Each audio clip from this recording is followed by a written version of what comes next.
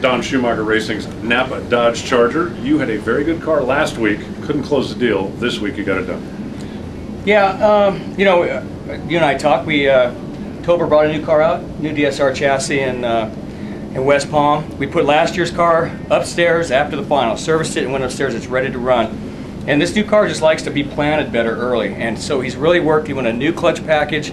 So he gets more credit than he deserves because he's taken something he was really uncomfortable with, put a new clutch package in it, and a brand new car, and really worked at it. And finally, Q4 yesterday is when we finally found out what it really like. And then you give Tobler a good combination, and he's gonna bracket car it to death, and that's what he did. I mean, it was this is a treacherous track to drive. You get off the concrete there, and you better hang on.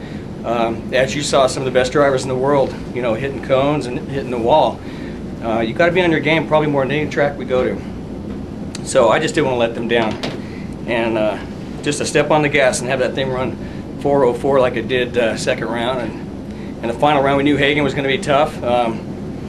We just, you know, you never know. You start to think maybe we're going to get a win today, and then that's when you don't win, and that's what happened against Court in Pomona. So it was nice to get a victory. This place has always been described as a little tricky. You've always had a lot of success here. Yeah, I love coming. To me, you know, it's like when we go to the Eldora race. You know, you constantly have to search for a better line all night long, and the good drivers can do that in a dirt track. And for me here, you know, I was really down on myself after Q1 on Friday because I let it get over and almost hit the wall. I felt a little better after Force knocked the timers out, because that guy is truly the best there is in the world in the history of our sport. So when a guy like that can't hang on to his car, it gives you a little bit of I don't know, retribution, I guess. And Tobler just said, hey, it's a tricky track, just do your best. And he's a great guy. He's just such a great leader. He not only looks at what he's going to do with the car, but he looks at better ways to make me a better driver. We put some bigger deals on the front fenders to help keep the front end down a little bit, and you know, it's things like that make him a great crew chief. Questions for Ron? Didn't seem like you had any hiccups today, Ron. No, I guess we did. It really didn't. You know, inside the camp, you know, you're constantly challenged by things. We had a fuzzy drive shaft where I almost pulled him loose, the 404.